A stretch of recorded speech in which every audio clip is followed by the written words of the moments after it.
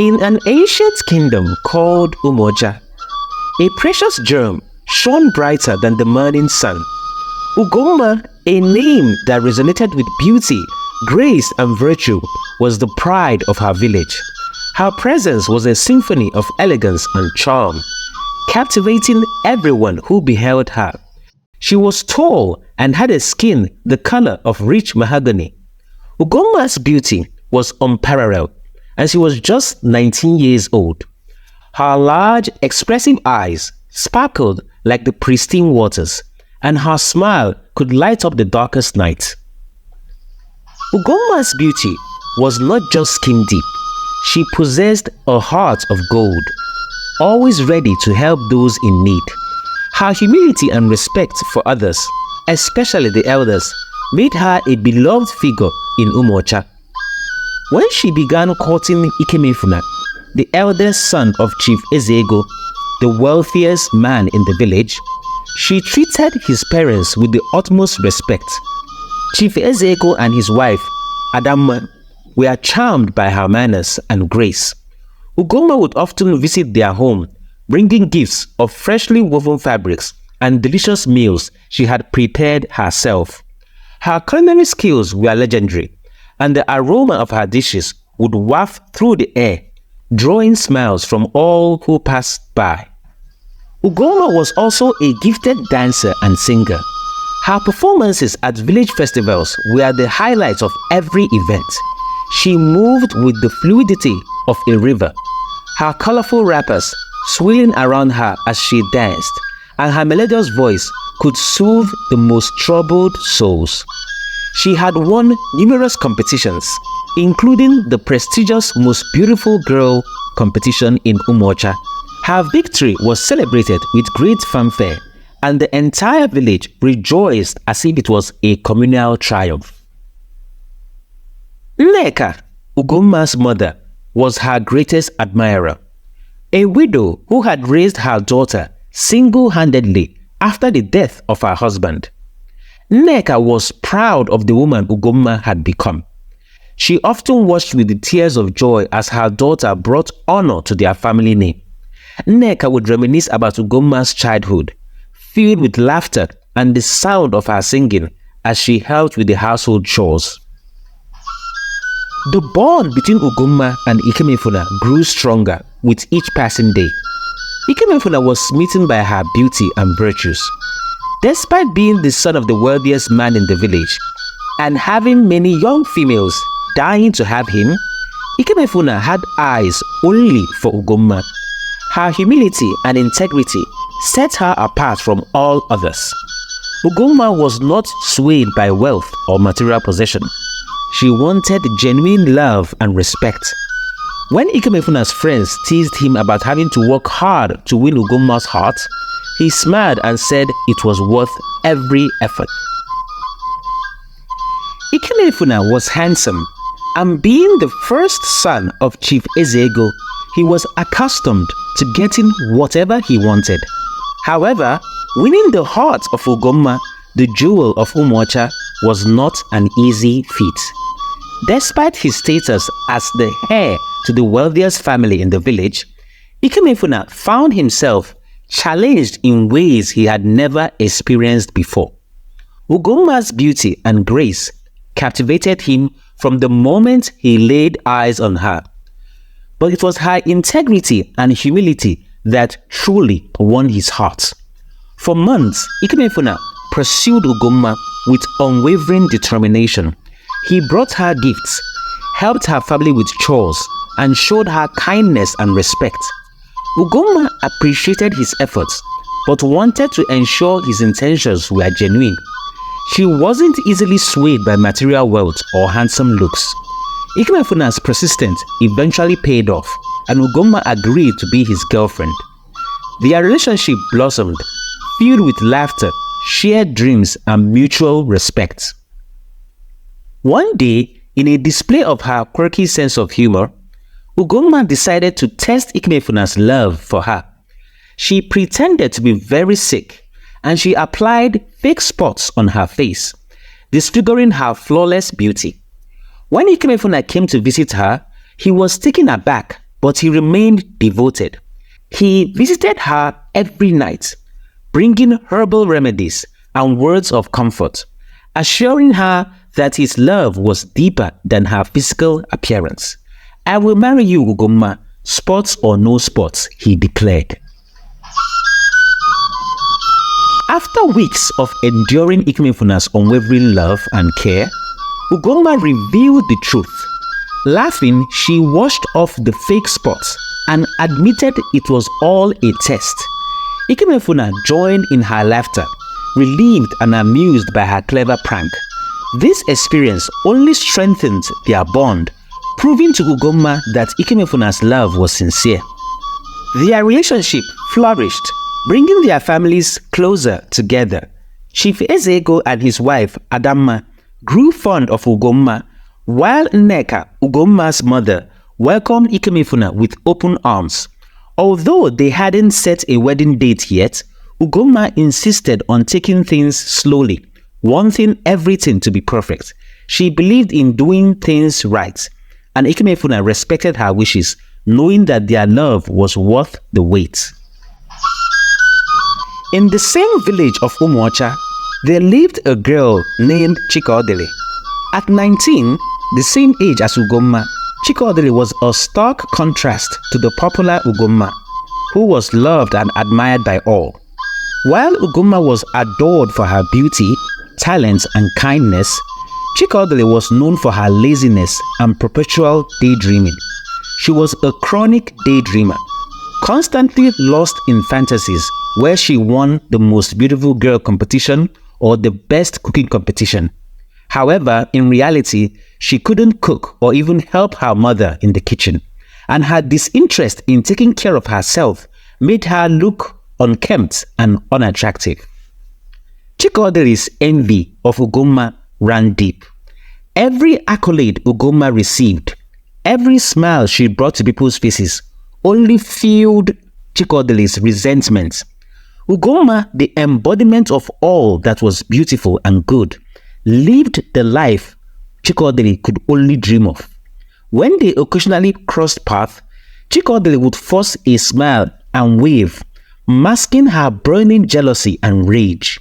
Inside, she harbored a growing hatred for Ugomma, wishing desperately to trade places with her. Despite their limited interaction, Chikodili's mind became consumed with thoughts of Ugomma. She envied Ugomma's effortless grace, her talent, and the love she received from everyone, including Ikemefuna. Chikodili's jealousy was so intense that it began to poison her thoughts. She dreamed not just of being like Ugomma, but of being Ugomma. Driven by this toxic envy, Chikodili devised a dark and evil plan. She knew the village dark story about the forbidden Mmwo river, especially on Eke market nights when the evil river goddess Ichichi was said to come out to hunt. Chikodili saw an opportunity in this fearsome legend. If she could lure Ugomma to the river on an Eke night and offer her to Ichichi, she could live Ugomma's life through a spell that Ichichi might grant. With her plan set, Chikodili waited for the next Eke night. She would lure Ugomma to the river and trade her soul for a life of beauty and admiration. It was a twisted, desperate attempt to escape her own reality and steal Ugomma's charmed life. In Umuocha village, a dark legendary story loomed over the Mmwo river, where the evil river goddess Ichichi resided. Years ago, Ichichi terrorized the villagers by capturing anyone who dared to approach her waters. Those unfortunate enough to be caught were transformed into water serpents. creatures with the lower bodies of snakes and upper bodies resembling humans. This dreadful fate haunted the village until the priest of Umuocha intervened. The village priest, a wise and revered man, performed a sacrificial ritual that involved offering 7 heads to Ichichi. This gruesome offering was made to appease the river goddess and to negotiate an arrangement. Ichichi agreed to a compromise. She would only emerge on Eke market night to hunt for new souls. This agreement allowed the villagers to live in relative peace as long as they avoided the river on those fateful nights. Chukwu, consumed by her envy and desperation, concocted a sinister plan. She was determined to usurp Ugomma's life, and she saw an opportunity in the cursed waters of Mmwo. On the next Eke market night, Chukwu stealthily made her way to the Forbidden River.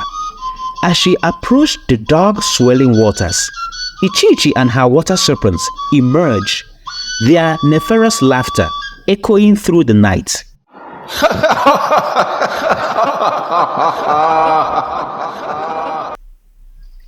Fearless and resolute, Chukwu stood her ground. She made a proposition to Ichichi, offering Ugomma, the most beautiful and desired girl in Umuocha village, in exchange for a spell that would make Chukwu appear as Ugomma to everyone. Ichichi, intrigued by the offer, agreed to the deal. The plan was set in motion. When the next Eke market night arrived, Chukwu lured Ugomma towards the river under the pretense of needing help to carry foodstuff to poor, needy children in the nearby village. Ugomma, being so kind-hearted, agreed, especially when it involves helping children. As they walked, Chukwu struck Ugomma from behind, rendering her unconscious.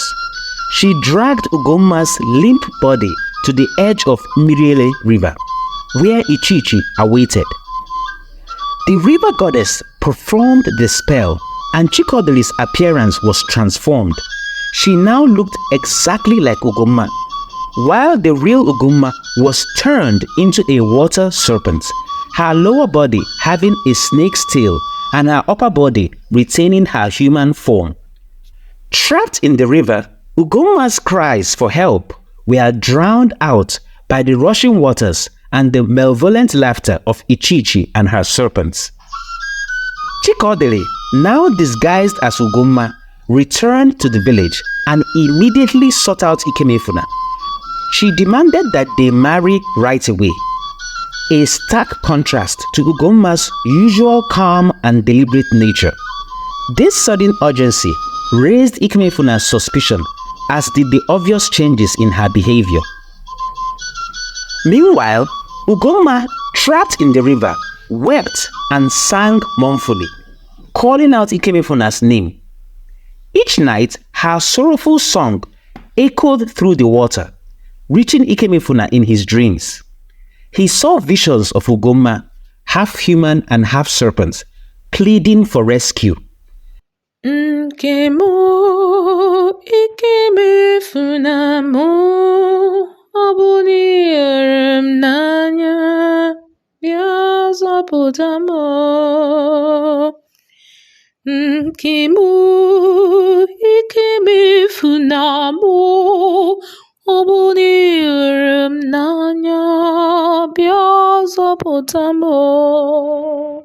These recurring dreams disturbed Ikemefuna deeply, prompting him to seek guidance from the village priest.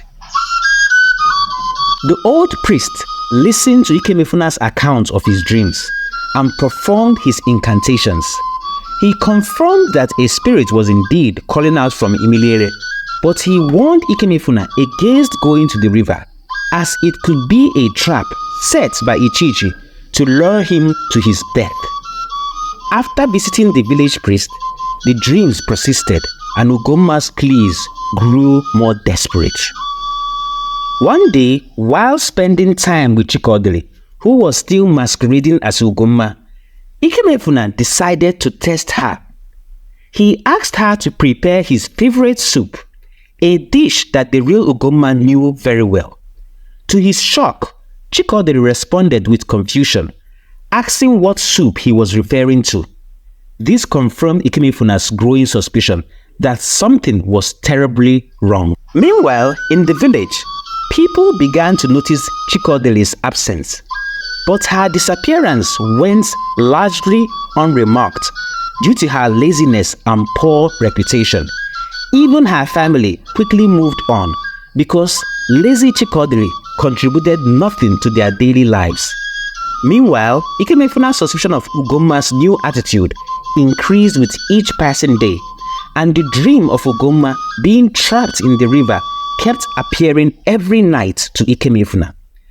Determined to uncover the truth, Ikemefuna resolved to venture to Idemili on the next Eke market night. Despite the priest's warnings, he believed that the real Ugomma was calling out to him and that he must rescue her from whatever dark fate that had befallen her. As the fateful night approached, Ikemefuna prepared himself for the dangerous journey.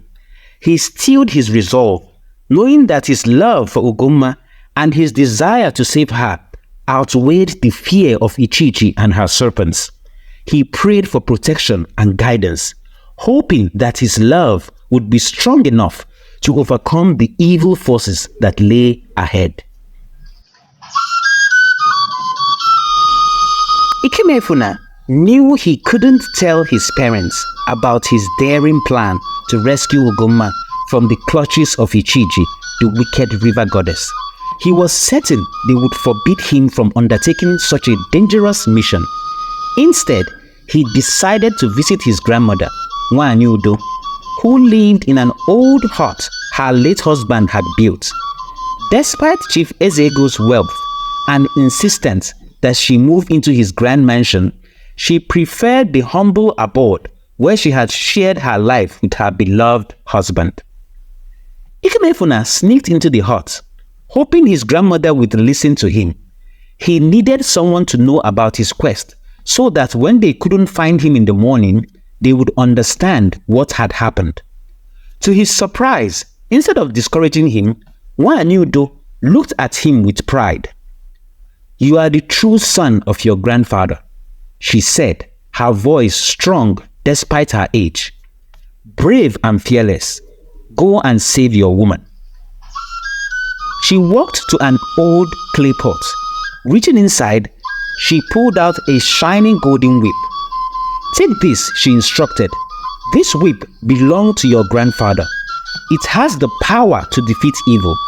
Use it to flog the life out of that wicked goddess, Ichichi, and free the trapped souls in the river." Nwanyudo revealed that the village priest was not only in league with Ichichi, but also derived his power from her, sacrificing children to maintain her favor. "He is a coward," she spat. "He fears the truth and loves money more than the well-being of our people. Your grandfather fought many spirits that terrorized this village. Now it is your turn." Ikemefuna felt a surge of elation and knelt before his grandmother for blessing. She blessed him and began to sing a song that sent shivers through his body.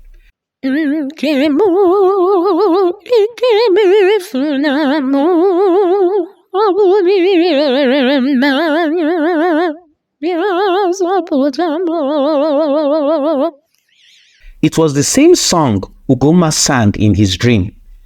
As he stood to leave, she warned him, "Do not lust after Ichichi, no matter what form she takes." Ikemefuna found this amusing.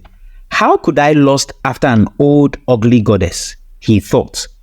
But as he approached the Idemili river, he was astounded to see a beautiful woman with long black hair, a chiseled nose, full lips, and a voluptuous figure.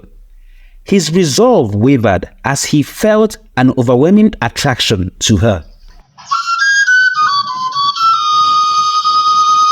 Ichichi walked towards him seductively and he almost succumbed to her charms. But Nwanyudo's warning echoed in his mind.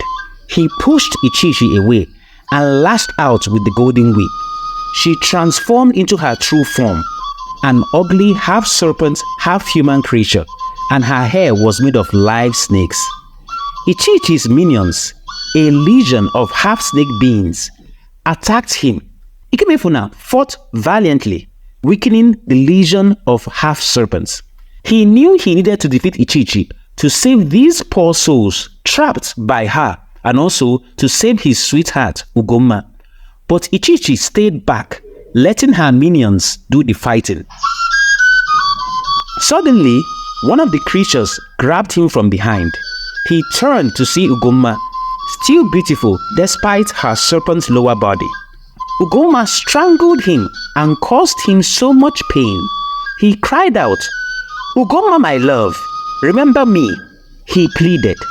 She hesitated, but Ichichi's screams brought her back under the spell, and she continued strangling Ikemefuna. Desperate, he did something unexpected. He pulled Ugomma close and kissed her passionately. It was an intense kiss, filled with energy, love, anger, fear, and so many emotions. The passionate kiss broke the evil spell, transforming Ugomma back into a full human. Ichichi saw this and was enraged. She charged at Ikemefuna. He dodged her and struck her with the whip, slashing her face. She screamed and he relentlessly whipped her until she suddenly turned to black, thick smoke, and she evaporated. With Ichichi's defeat, the other trapped souls were freed. Those who had transformed into water serpents either returned to human form, or if they had died long ago, evaporated like Ichichi. The survivors whose souls were freed knelt before Ikemefuna and Ugomma, thanking them for their liberation. The noise from the battle had been heard in the village, but no one dared approach the river at Eke market night. It wasn't until morning that the villagers rushed to the river and were greatly astonished at the sight. Ugomma told the villagers how Chikodere had lured her to the river and struck a deal with Ichichi to transform Chikodere to look like her, while she herself was transformed into a water serpent. The villagers were so enraged when they heard this story, and they rushed into the village to search for Chikodere and punish her. Meanwhile, Chikodere was at Ugomma's family house, pretending to be Ugomma. She was clueless about what happened last night as she rested lazily in bed. When the crowd arrived at Ugomma's house, they dragged her out with anger, slapping and beating her in the process. However, Chikodere was more shocked when she saw the real Ugomma standing with Ikemefuna. The villagers wanted to tear Chikodere apart, but the kind-hearted Ugomma intervened. She knelt and begged for Chikodere's life, singing a song of mercy that captivated the crowd. They forgave Chikodere, but banished her from the village.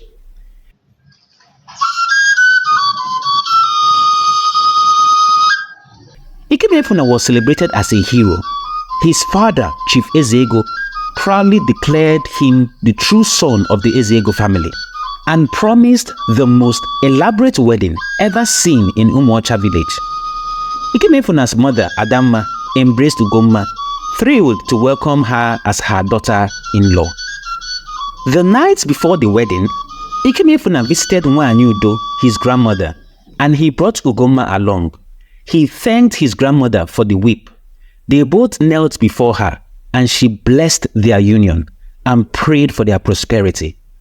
The next day, the village gathered for the grand wedding. The celebration was vibrant and colorful, with abundant food, palm wine, meats, dancing, and joy. Ikemefuna and Ugomma danced together, their happiness radiating like the sun.